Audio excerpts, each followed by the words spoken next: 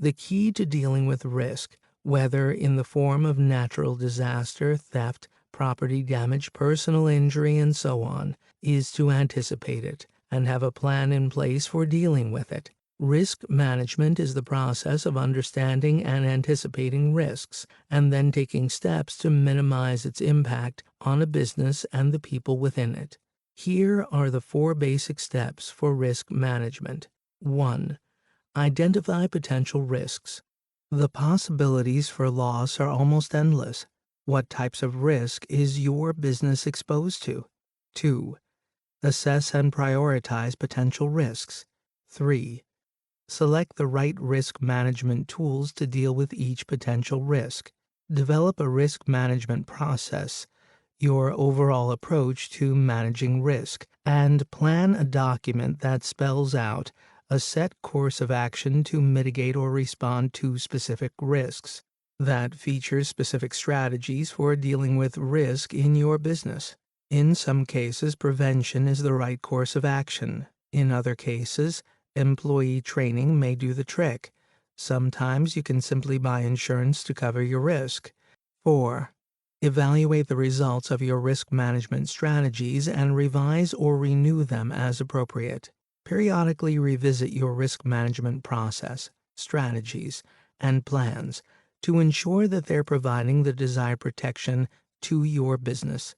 If they are, terrific. Keep on doing what you're doing. If they aren't, however, don't hesitate to adjust your strategies or plans when necessary. Remember, if you follow these 4 steps for managing risk in your business, you'll be way ahead of the game if the unthinkable occurs. And unfortunately, tragedies happen to businesses just like yours more often than you can possibly imagine. You can and should manage risk to protect your company.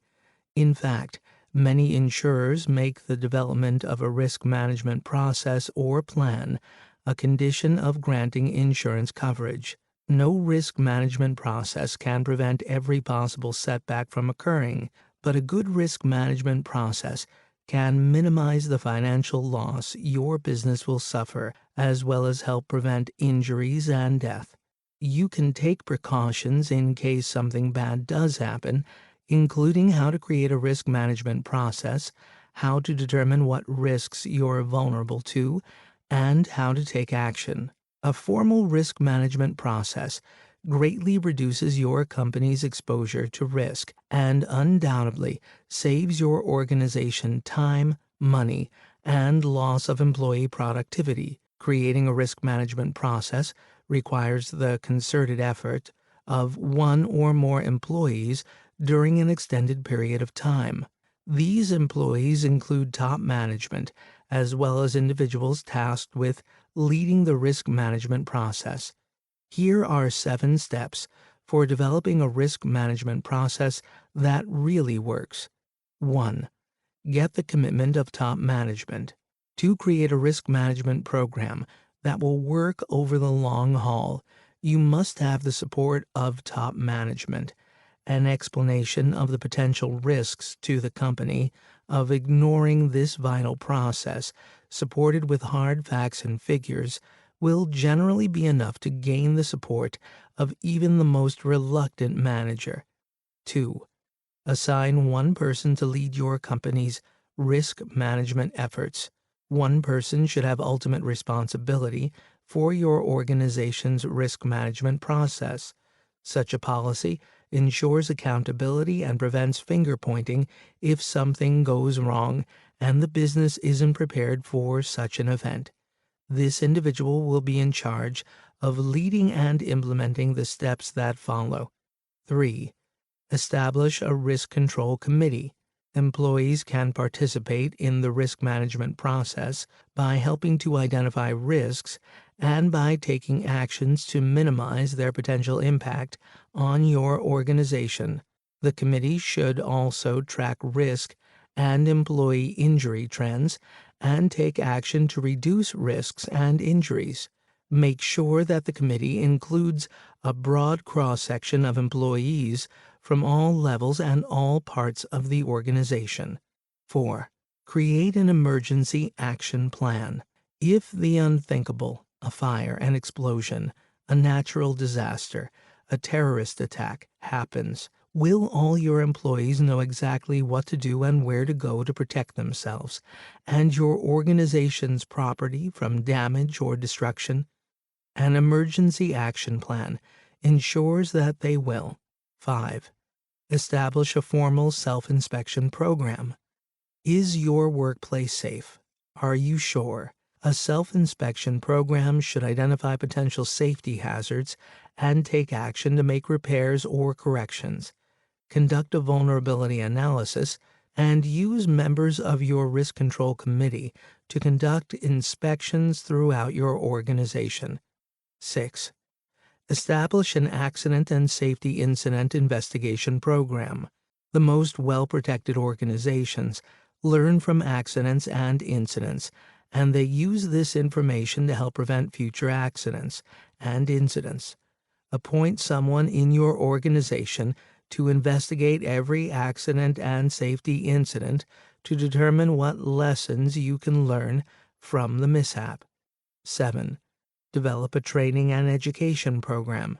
Train and educate your employees to identify hazards, prevent injuries to themselves and others, and respond appropriately in case of emergency or disaster.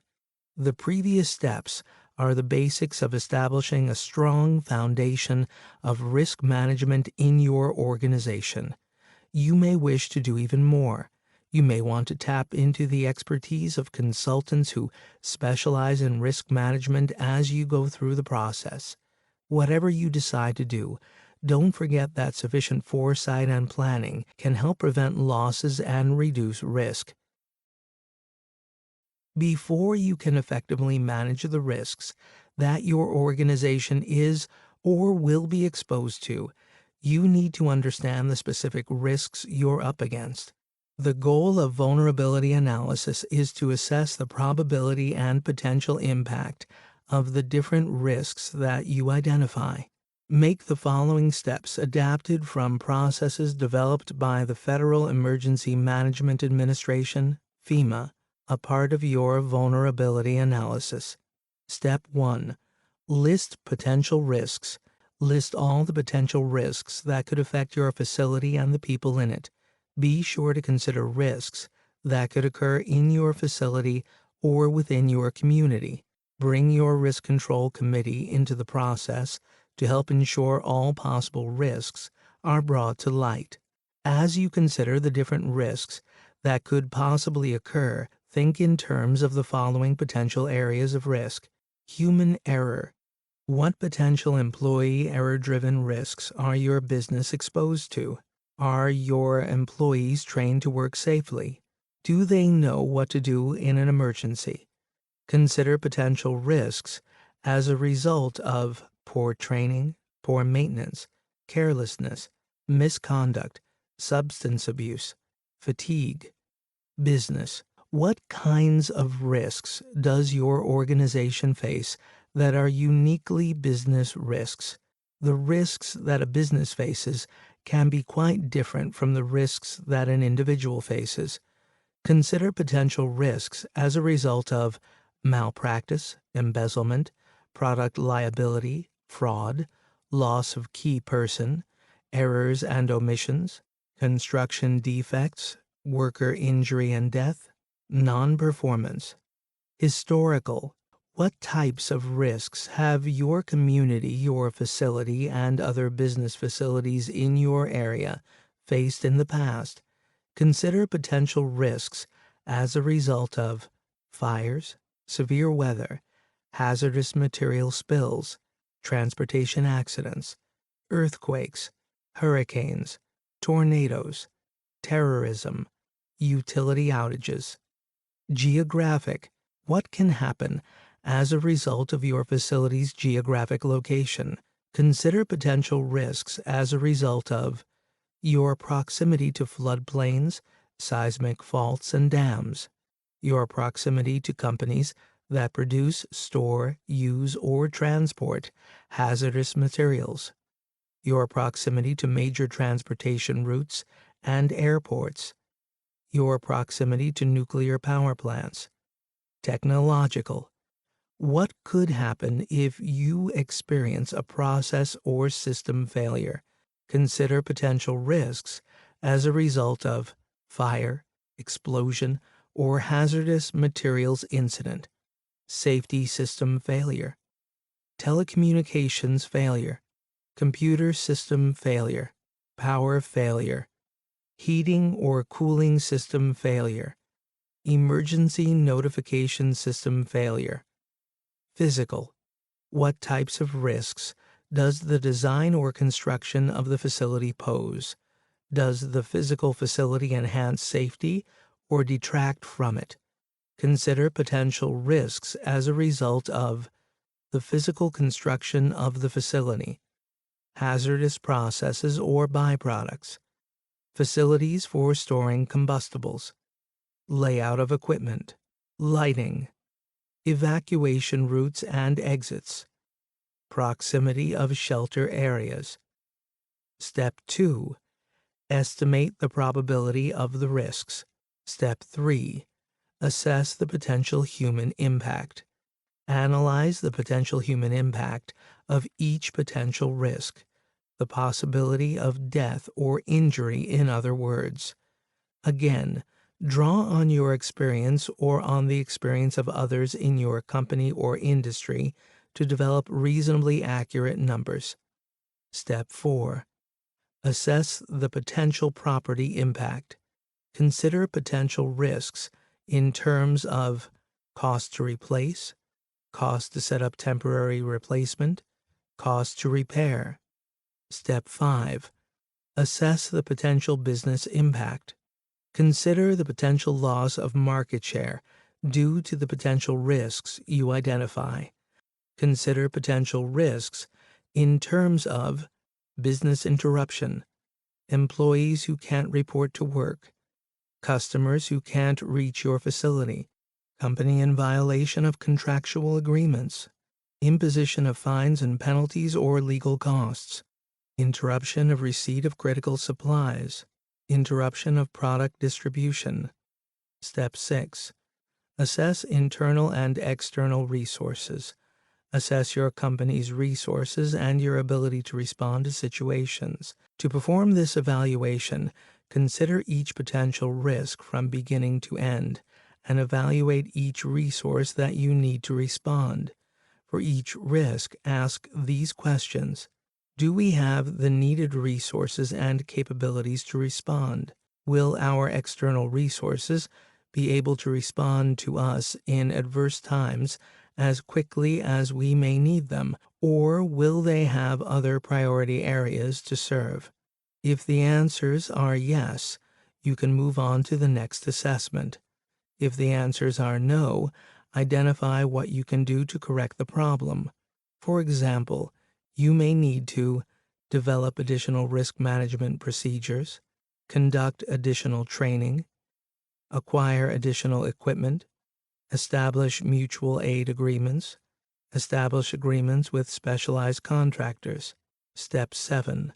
Add the columns.